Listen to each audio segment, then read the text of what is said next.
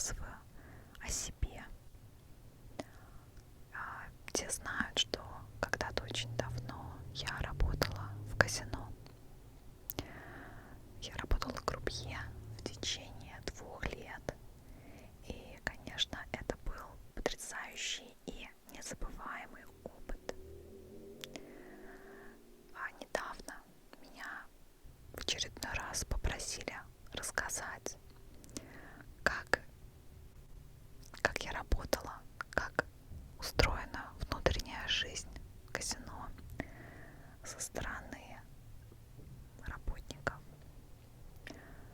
и рассказать какие-то интересные случаи из того времени. И сегодня я решила снять такое видео, в котором я буду рассказывать об этом. Знаете, ребята, дело в том, что с тех пор, как я работала в казино, утекло слишком много воды, как говорится. И сейчас уже, я думаю, все поменялось очень сильно. Во-первых, уже нет никаких казино, просто которые бы находились в городе, куда можно было бы прийти и играть. Все это перешло в какой-то еще более сомнительный онлайн-режим. И опять же, реалии нашей жизни еще к тому же очень-очень-очень сильно поменялись. Когда я работала, мне едва исполнилось 18 лет. Вообще история началась с того, что моя близкая подруга предложила мне пойти в школу крупье. Я вообще понятия не имела, что это такое. Я училась на первом курсе вуза. Мне было 17 лет. И я, в общем, была всегда человеком, которому очень как-то легко и просто подорваться на какую-то новую историю. Так вот, она мне предложила пойти в школу крупье. Я очень быстро согласилась сразу. И мы пришли записываться и узнали, что учиться нужно будет 3 месяца без выходных. Ну, там, правда, был выходной один, все-таки один выходной в неделю. В воскресенье мы не учились. И учеба была по 6 часов в день. Во время учебы нельзя было разговаривать друг с другом, скрещивать руки и ноги. Я потом объясню, почему. А нас было где-то, наверное, изначально около 30 человек, кто пришел учиться. До этого дня я не знала ничего ни про казино. Я видела это только в кино, как многие. Но это была какая-то совершенно новая, интересная работа. А еще я должна сказать, что когда мне было 18 лет, а это было уже достаточно давно, то все-таки это была совсем другая жизнь, не такая, как сейчас. Не было такого количества работы какой-то интересной вообще. Онлайн-работы, наверное, тогда еще не существовало в принципе, практически, за редким каким-то исключением. Это ведь были времена интернета через телефон домашний. То есть это было реально давно.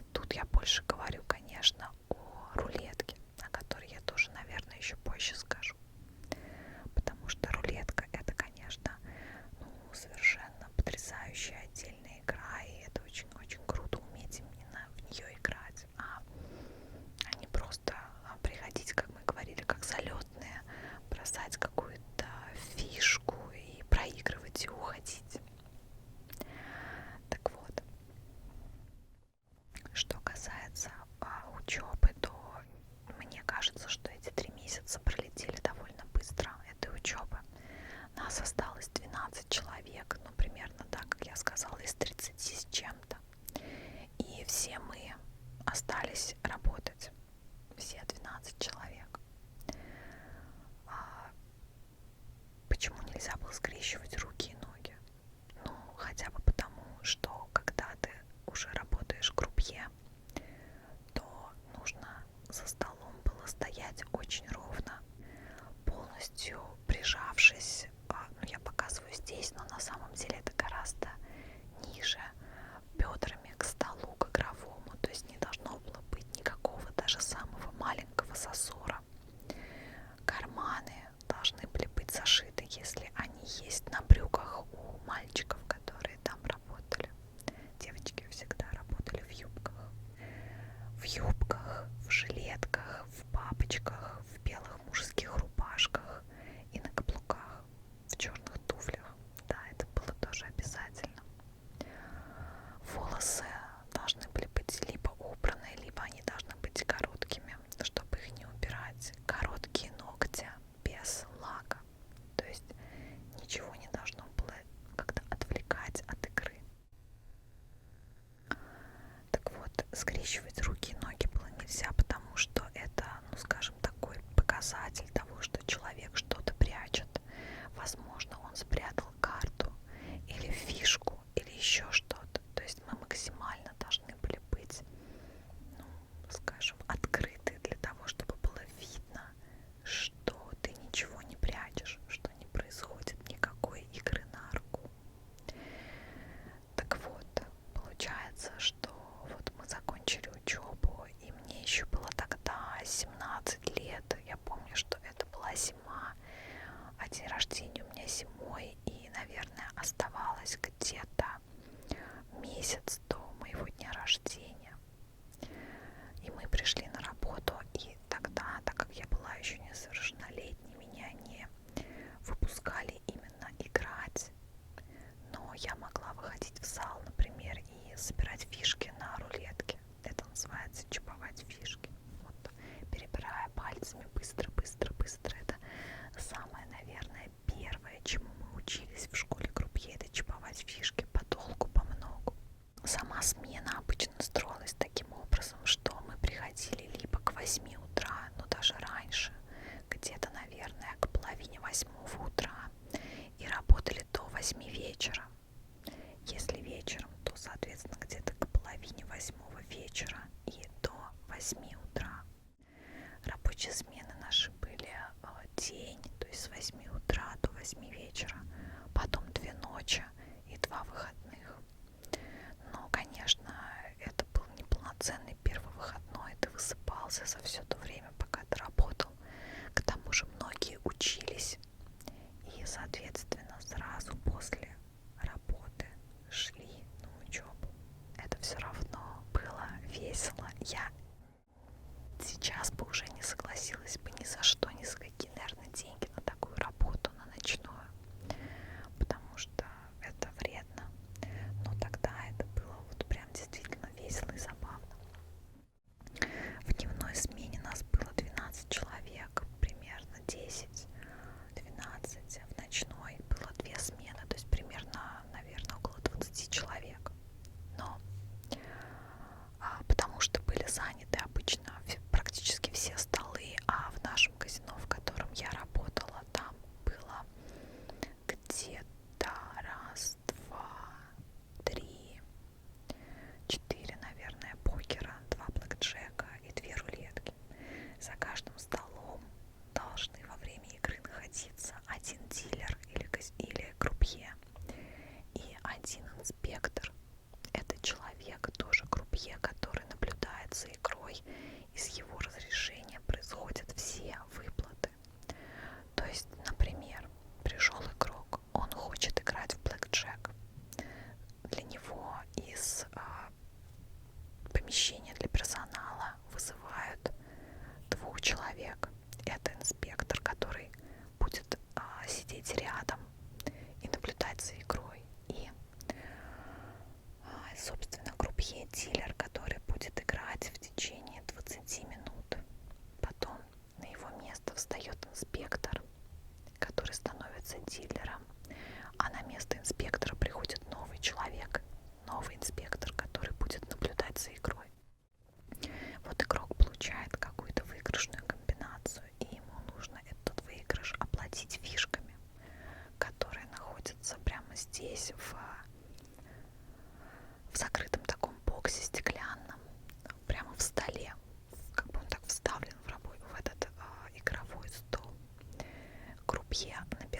все фишки в определенном порядке. Вообще в казино абсолютно все происходит в определенном порядке.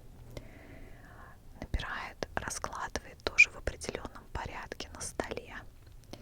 И инспектор говорит чек, то есть он согласен, либо он не согласен, он говорит, например, нет, стоп. То есть там было два слова, которыми можно было активно пользоваться. Это чек и стоп. Соответственно, если крупье все посчитал правильно, инспектор согласен и говорит чек, он отдает этот выигрыш игроку. Вот.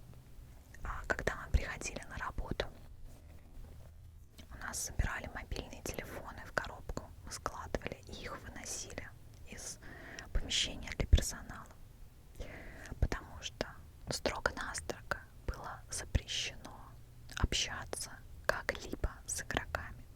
И служба безопасности очень спокойно, легко и непринужденно могла наши телефоны проверить на предмет общения с кем-либо из игроков, потому что телефоны, опять же, многих игроков у них просто были. То есть не надо быть наивными и думать, что если какой-то человек, например, постоянно посещал казино, то никто за ним не наблюдал. Ну, конечно же, наблюдал. Собирали о них информацию. Собирали даже информацию, как он, этот игрок постоянный, играет с тем или иным крупье. Потому что была такая вот своя внутренняя статистика, которая показывала, что, например, вот этот игрок со мной играет там успешно, да, он выигрывает. Вот такое у нас какое-то взаимодействие, мы не знаем почему. Значит, когда приходит этот игрок, меня к нему на смену ставить не нужно. И нужно выбрать какого-то другого человека. Иногда бывало так, что ты сидишь просто там часами в комнате для персонала и просто не выходишь на смену, потому что вызывают того, кому игрок, что называлось, сливает. Просто и все. Очень популярное слово в казино — это фарт. Конечно, фарт, фартовый, не фартовый, и там и все остальное и прочее. Очень много было разного интересного сленга. Это было действительно в этом смысле очень интересно для тех, кто интересуется языком. Кроме того, что мы сдавали телефоны, и которые да, могли проверить в любой момент, придя на работу, мы с работы уже не выходили в течение 12 часов никуда вообще, только в зал, чтобы поиграть и все. Поэтому в плане именно вот какого-то общения, да, безопасности, которое обеспечивало казино для себя, там было все очень, конечно, четко продумано. Обязательно все, да, просматривалось, кто как играет, как смотрит на кого, я не знаю, как разговаривает. Никакой личной информации нельзя было о себе рассказывать, естественно, тоже игрокам. Да, бывали, конечно, случаи, когда игроки могли дождаться крупье после рабочей смены. Естественно, такое наверняка бывало. Со мной такого ни разу не было. Отношения внутри, ну там, да, внутри рабочие отношения, там, если кто-то заводил, то отношения, которые нарушали субординацию, они вообще были запрещены. То есть, допустим, есть крупье, да, над крупье есть еще разный был уровень руководства. И вот нельзя было с ними сводить отношения, да. То есть крупье с крупье, менеджеры с менеджерами там, и так далее. Но понятно, что были, конечно, исключения из правил, потому что по большому счету прям совсем уже это регулировать все-таки сложно, и люди могут многое скрывать. Играли ли на руку, например? Ну, что такое играть на руку? Это когда вы заранее договариваетесь о том, что кто-то будет выигрывать, например, какой-то игрок, вы с ним договорились, и вы начинаете играть таким образом, что подкладываете ему какие-то нужные карты. Ну, во-первых, для этого все-таки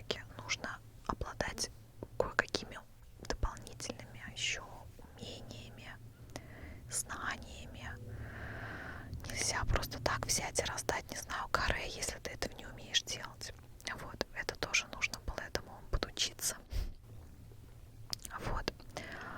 А все-таки, ну, как мне кажется, это было бы довольно сложно. Плюс, естественно, за этим тоже очень внимательно наблюдали.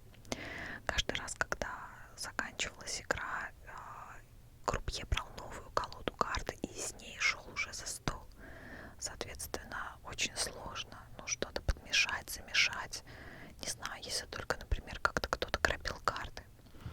Играть в пользу казино, ну, тоже никто не играл. То есть получается, что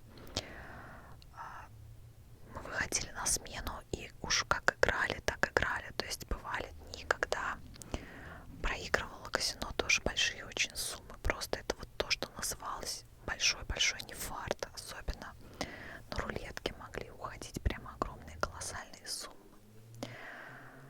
Что еще? Внутри казино нет часов для того, чтобы игроки не могли наблюдать за тем, сколько времени они находятся уже в казино. День это или ночь. Там нет окон. Естественно, тоже для того, чтобы стиралось вот такое восприятие времени. По поводу чаевых. Ну вот смотрите, да, меня тоже спрашивали по поводу чаевых. Это такой момент интересный. Вот за что дают чаевые, за что-то хорошее, правда. То есть если ты, ну, допустим, тебе что-то не понравилось, конечно, чаевые ты не даешь. Но если игрок выигрывал, то он мог, конечно, дать на чай, хотя это для казино скорее ведь минус, да, то есть это же нехорошо. То есть если, например, вы в ресторане, вас хорошо обслужили, вы даете на чай, то все тут довольны, и ресторан доволен, и вы довольны как клиент, и официант доволен. В случае с казино получается другая ситуация. Вы раздали карты какие-то, и там была для крупье, точнее для игрока была хорошая комбинация. И для ведь казино это плохо, а для игрока это хорошо. Таким образом, если игрок дает чай, он тем самым, получается, поощряет крупье на то, чтобы крупье и дальше раздавал ему карты. Заинтересованы ли в этом казино? Конечно, нет. Казино заинтересовано в том, чтобы игрок проиграл. Поэтому этот чай, ну то есть эти чаевые никогда на руки никому не давали. То есть игрок выиграл, дал фишку, но она не твоя, она отправлялась в специальный общий бокс. Ну вот у нас так было заведено, я не знаю, как в остальных местах. Она отправлялась в общий бокс, и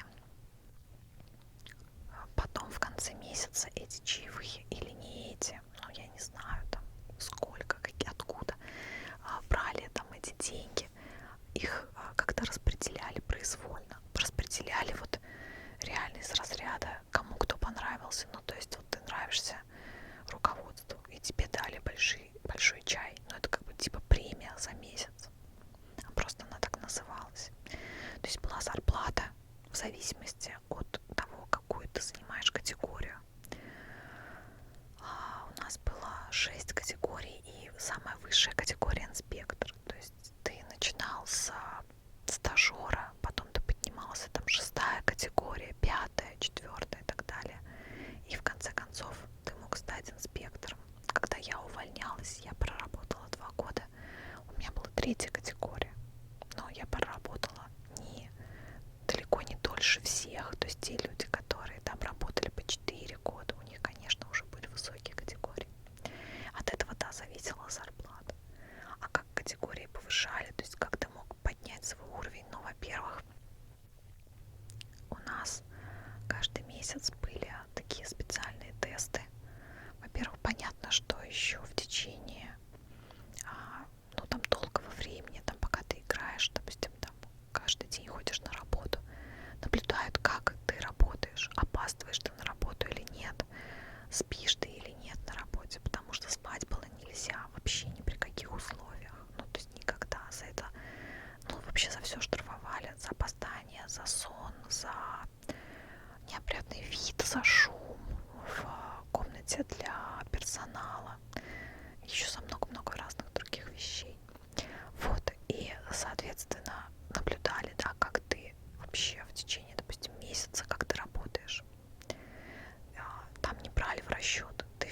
после казино играешь или в плюс, ну потому что это все равно реально такой момент удачи именно.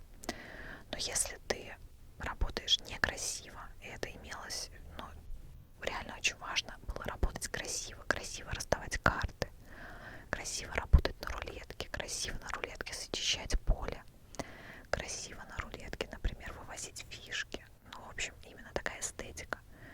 Вот если ты это делал хорошо, это тоже был такой тебе плюс. И вот можно было раз там в месяц, два или там полтора сдать экзамен на категорию, то есть категорию повысить и, соответственно, повысить себе зарплату.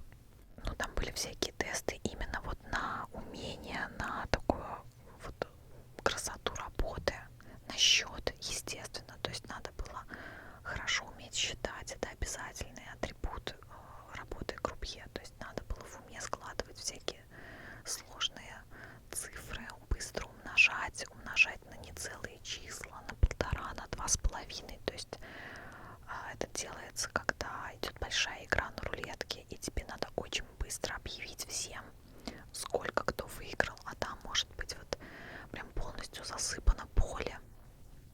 Ну, в общем, сложно сейчас в 2 словах объяснить, как строится игра на рулетке.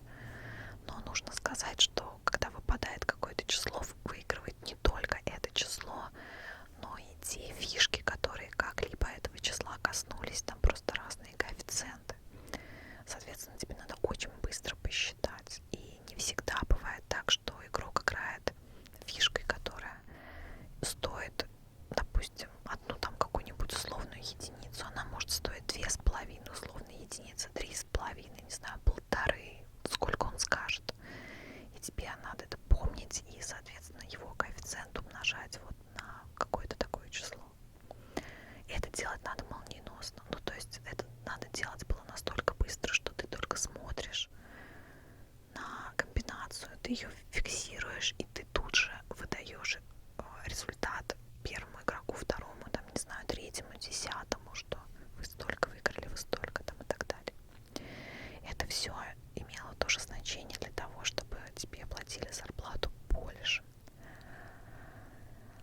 Что еще интересного можно рассказать? Ну, например, то, что, естественно, в казино чаще всего приходили к нам постоянные игроки. Это одни и те же люди, которые приходят там, может быть, кто-то приходит каждый день, кто-то приходит через день, кто-то сбегает на час, а кто-то остается на сутки или даже больше. Это прям их целая жизнь, и они там проводили всегда много времени. Поэтому мы как бы их, естественно, знали, они нас знали. Некоторые были, кто, допустим, отказывался играть с каким-то крупье, потому что он знал, что ничего хорошего из этой игры, скорее всего, не выйдет, но по его внутренней статистике тоже он это уже понял. И, конечно, для того, чтобы как-то, ну, понимать, о ком мы, например, внутри там коллектива говорим, у этих игроков были прозвища. Часто мы знали, как их на самом деле зовут. Ну, так как там всяких Саш, Сереж, Андреев, там, Вань, их много, то непонятно, например, кто есть кто. То мы давали им прозвище. Ну, мы или там начальство наше, или там, ну, в общем, неважно, как-то, в общем, коллектив казино. Игроков было реально много, и прозвищ было реально много. Но, например, были такие прекрасные люди, как Зло, инженер. Это был такой мужик, который носил очки, и у него типа был интеллигентный вид. Поэтому он был инженер. Был архитектор Мендисабаль. Это был просто человек, как-то связанный со строительством и архитектурой.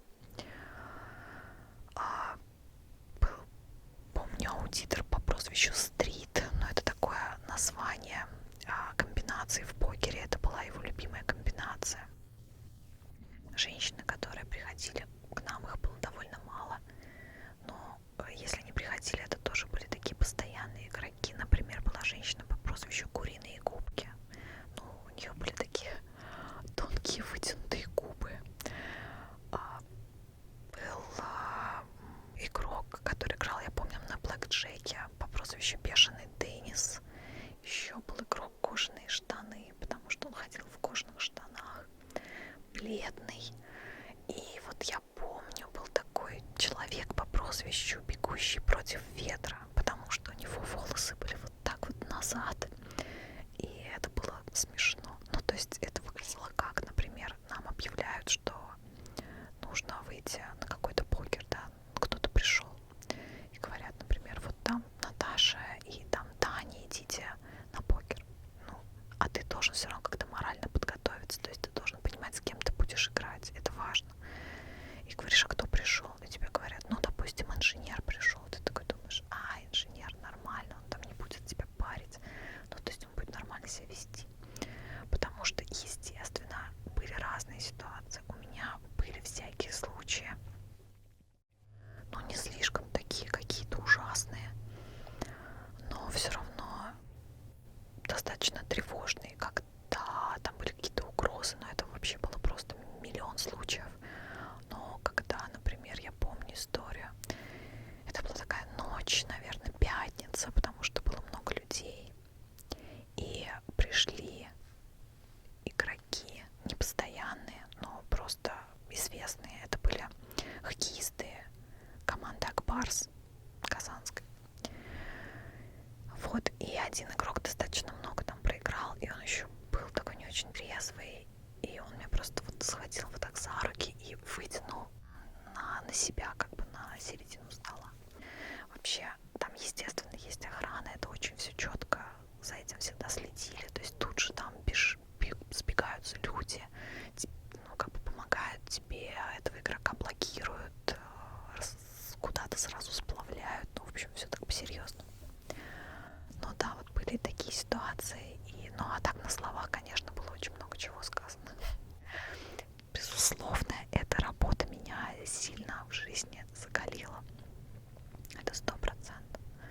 Ну, наверное, вот эта работа и работа еще вот в хирургии, когда я работала операционной сестрой, это то, что из меня просто сделало очень крепкого человека. То есть меня, конечно, не так легко пронять с какими-то словами.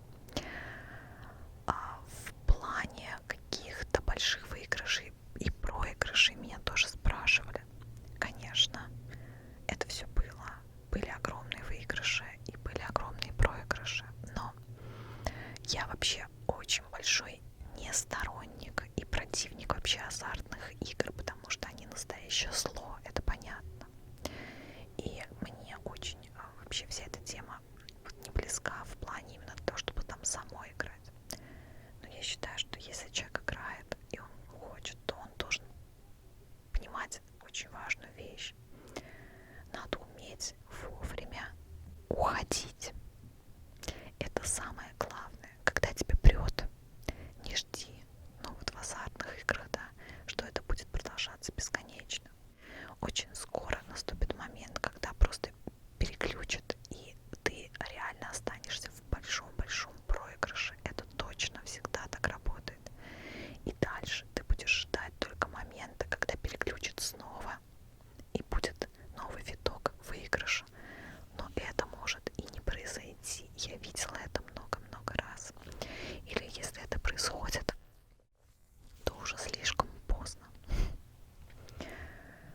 Поэтому, ребята, остерегайтесь, пожалуйста, таких развлечений. Ничего в этом хорошего нет. Я действительно рада, что сейчас на территории России нет таких заведений, ну вот в открытую, да, как раньше это было.